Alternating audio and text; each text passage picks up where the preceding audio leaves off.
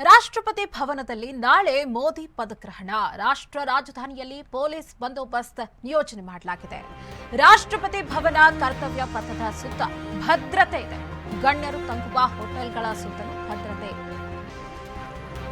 ಪೊಲೀಸರು ಅರೆ ಸೇನಾ ತುಕಡಿಗಳಿಂದ ಬಂದೋಬಸ್ತ್ ಮಾಡಲಾಗಿದೆ. ನಾಳೆ ದೆಹಲಿಯಲ್ಲಿ ಡ್ರೋನ್ ಹಾರಾಟ ನಿಷೇಧಿಸಲಾಗಿದೆ. ರಾಷ್ಟ್ರಪತಿ ಭವನದಲ್ಲಿ ನಾಳೆ ಮೋದಿ ಪದಗ್ರಹಣ. ರಾಷ್ಟ್ರ ರಾಜಧಾನಿಯಲ್ಲಿ ಪೊಲೀಸ್ ಬಿಗಿ ಬಂದೋಬಸ್ತ್ ಇದೆ. ರಾಷ್ಟ್ರಪತಿ ಭವನ ಕರ್ತವ್ಯ ಪಥದ ಸುತ್ತ ಪೊಲೀಸ್ ಬಂದೋಬಸ್ತ್. ಗಣ್ಯರು ತಂಗುವ ಹೋಟೆಲ್ಗಳ ಸುತ್ತಲೂ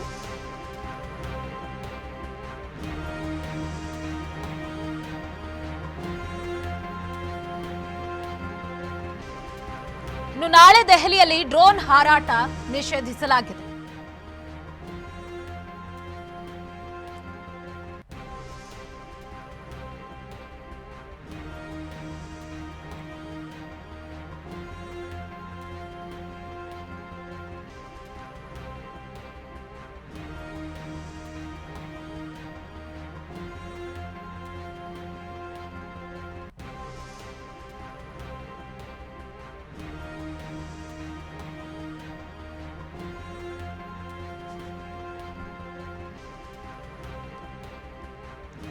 ರಾಷ್ಟ್ರಪತಿ ಭವನದಲ್ಲಿ ನಾಳೆ ಮೋದಿ ಪದಗ್ರಹಣ. ರಾಷ್ಟ್ರ ರಾಜಧಾನಿಯಲ್ಲಿ ಪೊಲೀಸ್ ಬಂದೋಬಸ್ತ್ ಮಾಡಲಾಗಿದೆ.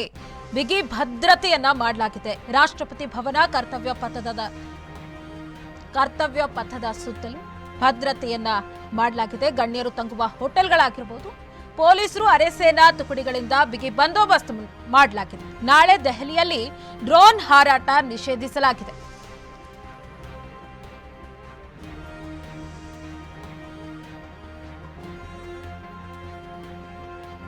ಪ್ರಧಾನಿ ಮೋದಿ ಪ್ರಮಾಣ ವಚನ ಸಮಾರಂಭಕ್ಕೆ ಸಕಲ ಸಿದ್ಧತೆ ಮಾಡಿಕೊಳ್ಳಲಾಗಿದೆ. ನಾಳಿನ ಪ್ರಮಾಣ ವಚನ ಸಮಾರಂಭದಲ್ಲಿ ಪಾಲ್ಗೊಳ್ಳುವುದಾಗಿ ಶ್ರೀಲಂಕಾ ಅಧ್ಯಕ್ಷ ನೇಪಾಳ ಪ್ರಧಾನಿ ನವದೆಹಲಿಗೆ ಆಗಮಿಸಲಿದ್ದಾರೆ. ಮತ್ತೊಂದು ಕಡೆ ದೆಹಲಿಯಲ್ಲಿ ಭಾರೀ ಬಿಗಿ ಭದ್ರತೆ ಕೈಗೊಳ್ಳಲಾಗಿದೆ.